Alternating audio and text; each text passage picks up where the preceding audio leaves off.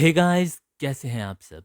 घर, प्लॉट या फ्लैट हमारी लाइफ की ऐसी इन्वेस्टमेंट होती है जहां हम अपना सब कुछ लगा देते हैं। अपनी सारी अर्निंग्स, सेविंग्स, गोल्ड, इवन लाखों का लोन्स भी लेते हैं ताकि अपने एक सुंदर सा प्यारा सा खुद का घर ले सकें। लेकिन अगर आदमी से अपनी सारी जिंदगी कमाई लगाने के बाद इन्हें खरीदते समय कोई गलती हो गई तो ये उनकी जिंदगी की बहुत बड़ी गलती बन सकती है।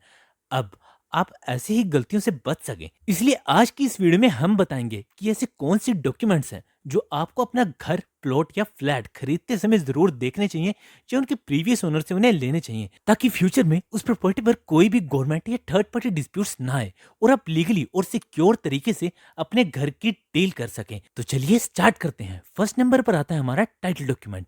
इस डॉक्यूमेंट से हमें ये पता लगता है कि जिससे हम ये घर खरीद रहे हैं या जिस बंदे के पास ये प्रॉपर्टी है वो उसके पास आई कैसे। किसी भी पर्सन के पास प्रॉपर्टी तीन तरीकों से आती है। नंबर वन, या तो प्रॉपर्टी उसने किसी से खरीदी होगी जिस वो आ गई हमारी सेल डीड में। दूसरा, या फिर जो हमें अपने फादर ग्रैंडफादर से वसीयत में मिलती है वो हो जाती है हमारी गिफ्ट डीड। और तीसरा, या फिर वो प्रॉपर्टी उसने म्यूनिसिपल कॉर्पोरेशन या नगर निगम से खरीदी है, उस केस में उसको एक कन्वेंस डीड मिल जाती है।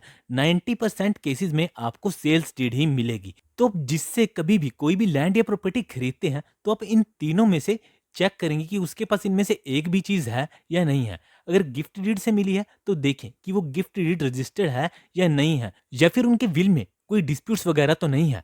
और अगर म्यूनिसिपल कॉर्पोरेशन या नगर निगम से मिली है उन्हें वो प्रॉपर्टी तो चेक कर लें कि उसके टैक्सेस वगैरह सभी क्लियर हैं या नहीं। तो यही देखना है आपको। जब भी आपको प्रॉपर्टी खरीदनी है तो सबसे पहले आपने देखना है कि उसका टाइटल डॉक्यूमेंट आखिर क्या है। अब मूव करते हैं हमारे सेकंड डॉक्यूमेंट पे, जिसका नाम है चैनल डॉक्यूमेंट या फिर कहीं चेन ऑफ टाइटल डॉक्यूमेंट। मतलब इसमें आपको ओनरशिप हिस्ट्री देखनी पड़ेगी। फॉर एग्जाम्पल, आपने कोई प्रॉपर्टी खरीदी किसी पर्सन सी से, उसके पास सेल डीड है, पर आपको ये भी देखना होगा कि जब उसने वो प्रॉपर्टी पर्सन बी से खरीदी थी तो उसके पास क्या प्रॉपर टाइटल डॉक्यूमेंट्स थे या नहीं थे, और पर्सन ए यानी फर्स्ट ओनर के पास वो प्रॉपर डॉक्यूमेंट्स थे या नहीं थे। ये सारे डॉक्यूमेंट्स आपको पर्सन सी के पास देखने हैं। हम ऐसा इसलिए करते हैं क्योंकि मान लीजिए आपने पर्सन सी से लीगली प्रॉपर्टी बाय कर ली, बट पर्सन बी ने जब सी को बेची थी तो सी ने सारे डॉक्यूमेंट्स नहीं लिए, मतलब उसने लीगली नहीं ली। और अब मान लीजिए कुछ सालों के बाद पर्सन बी का कोई बेटा या पोता आकर बोलता है या बोलती है कि इन्होंने प्रॉपर्टी सही से लीगल वे से बाय नहीं की है और हमें तो ये वापस चाहिए। तो इस केस में बहुत ही बड़ा डिस्प्यूट क्रिएट हो जाता है, इसलिए हमें चैनल डॉक्यूमेंट को देखना चाहिए। अब ये बहुत ही कॉम्प्लेक्स प्रोसेस हो जाएगी आपके लिए, तो इसमें आप किसी प्रॉपर्टी लॉयर की हेल्प ले सकते हैं। वो आपके लिए ये सब काम करके आपको अच्छे से गाइड भी कर देगा। अगर ये दोनों डॉक्यूमेंट आपने देख लिए तो आपकी 60% चांसेस कम हो जाते हैं कि किसी प्रॉपर्टी में आपका कोई डिस्प्यूट आएगा। तो अब मूव करते हैं हमारे नेक्स्ट डॉक्यूमेंट पर, जिसका नाम है एनकम्बरेंस सर्टिफिकेट। मान लीजिए अपने टाइटल डॉक्यूमेंट और चैनल डॉक्यूमेंट दोनों ही देख लिए, लेकिन आपको क्या पता कि दूसरे बंदे ने इस प्रॉपर्टी पर पहले से ही लोन भी ले रखा है। आम आदमी यही फंस जाता है कि प्रॉपर्टी ले ली और फिर 5 साल बाद बैंक का नोटिस आता है घर पर कि हम कब्जा ले रहे हैं, क्योंकि आपने पिछले कुछ सालों से लोन नहीं दिया। अब आप कहोगे कि कौन सा लोन भाई, हमने तो आज तक कोई लोन लिया ही नहीं। अब एनकम्बरेंस सर्टिफिकेट से आपको ये पता लग जाएगा कि आपकी प्रॉपर्टी पर कोई थर्ड पार्टी क्लेम है या नहीं है, यानी कोई भी लोन या किसी भी तरीके का कोई गवर्नमेंट का कुछ देना वगैरह तो नहीं है। वो सब आपको एनकम्बरेंस सर्टिफिकेट से पता लग जाता है। गवर्नमेंट के पास हर एक प्रॉपर्टी का पूरा रिकॉर्ड होता है, तो इसको निकालने के लिए आपको लोकल रजिस्ट्री ऑफिस में जाकर फॉर्म नंबर 22 फिल करके उसमें आपको प्रॉपर्टी की डिटेल्स डालनी होगी।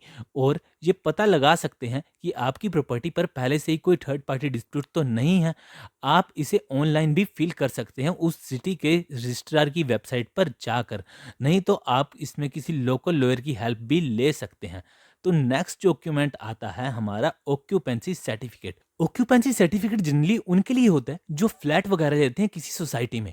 जब कोई बिल्डर बिल्डिंग बनाता है और गवर्नमेंट की सभी गाइडलाइंस और कंप्लेंसीज को फॉलो करके बनाता है तो म्यूनिसिपल कॉर्पोरेशन उसे एक ऑक्यूपेंसी सर्टिफिकेट देती है, यानी अब वो जगह ऑक्यूपाई करने के लिए एलिजिबल है। लेकिन most of the times India में देखा गया है कि बड़े बड़े बिल्डर्स बिना कंप्लेंसेस को फॉलो किए बिना अपने फ्लैट्स बेच देते हैं, जिससे बाद में उनकी प्रॉपर्टी पर सुप्रीम कोर्ट का एक्शन हो सकता है। तो अगर आप कोई फ्लैट ले रहे हैं तो अपने बिल्डर का ऑक्यूपेंसी सर्टिफिकेट जरूर देखें। नेक्स्ट डॉक्यूमेंट है अलॉटमेंट लेटर या फिर कहीं पोजेशन लेटर। आपके बिल्डर से या जिससे भी आप प्रॉपर्टी बाय कर रहे हैं उससे अलॉटमेंट लेटर या पोजेशन लेटर जरूर लें। अलॉटमेंट लेटर से ये क्लियर हो जाता है कि आपका पिछले ओनर से सारा हिसाब किताब क्लियर है, जिससे आपको इसे आगे बेचने में प्रॉब्लम नहीं होती। ये ओनर को तब दिया जाता है जब बिल्डिंग फर्स्ट टाइम बनती है और उसके बाद फिर second buyer, third buyer and so on transfer होता रहता है। तो इसको भी आपको जरूर लेना है। हमारा नेक्स्ट डॉक्यूमेंट है, इन केस आप किसी पोस्ट सोसाइटी वगैरह में फ्लैट ले रहे हैं तो वहां पर कार अलॉटमेंट लेटर भी जरूर ले लें, क्योंकि बड़ी बड़ी सोसाइटी में कार पार्किंग के लिए आपको पहले ही स्पेस अलॉट होनी चाहिए और यही छोटी छोटी चीजों का हम ध्यान नहीं रखते और बाद में फिर चीजें प्रॉब्लमेटिक हो जाती हैं। नेक्स्ट थिंग जो आपको लेनी है वो है प्रॉपर्टी टैक्स रिसिप्ट्स। चेक कीजिए उस प्रॉपर्टी की tax receipts up to date हैं या नहीं है।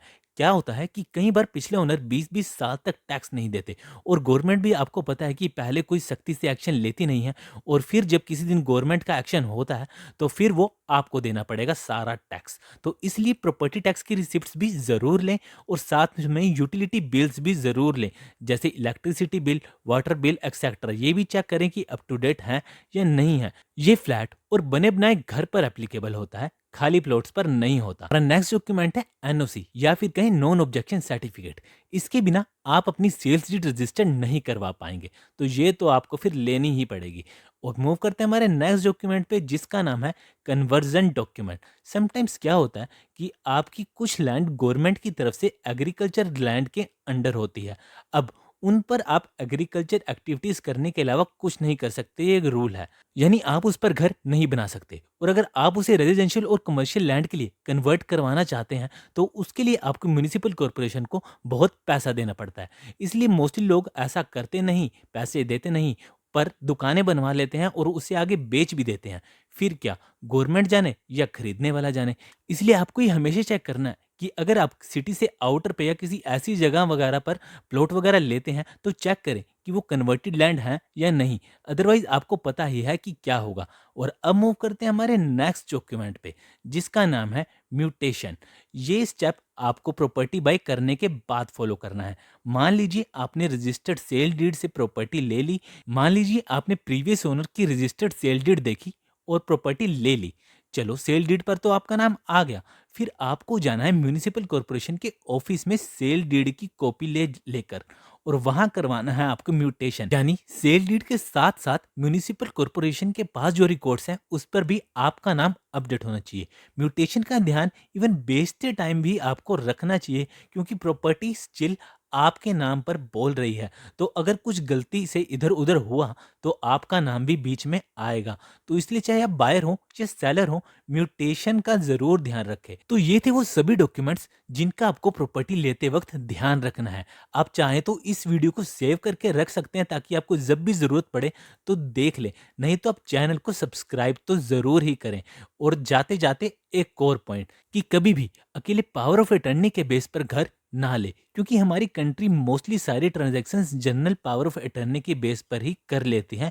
और अगर बाद में गलती से उस प्रॉपर्टी पर कोई फंस जाता है या क्योंकि अगर बाद में गलती से उस प्रॉपर्टी में अगर कोई डिस्प्यूट हुआ तो फिर आपकी हाई कोर्ट में सुनवाई नहीं होगी। इसलिए हमेशा सेल डीड मतलब टाइटल डॉक्यूमेंट भी साथ में जरूर लें। हमारे कोर्ट कहते हैं कि ignorance of law is not an excuse. मतलब आप बाद में ये नहीं कह सकते हो कि मुझे तो इस लॉ का पता ही नहीं था।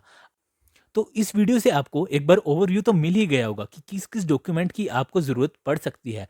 तो अगर आपसे ये खुद ना भी इकट्ठे हों तो आप किसी प्रॉपर्टी लॉयर की हेल्प भी ले सकते हैं। देखिए, अगर आपको लॉज नहीं पता तो इसमें कोर्ट की गलती नहीं है, वो तो हमेशा अपना एक्शन अपना काम करेंगे ही। इसलिए आपको अपने आप को एजुकेटेड बनाना है और हम भी यही कोशिश में लगे रहते हैं कि हमारे इस चैनल पर कैसे आपको फाइनेंशियली, साइकोलॉजिकली और रिलेशनशिप्स में कैसे बेहतर बना पाएं।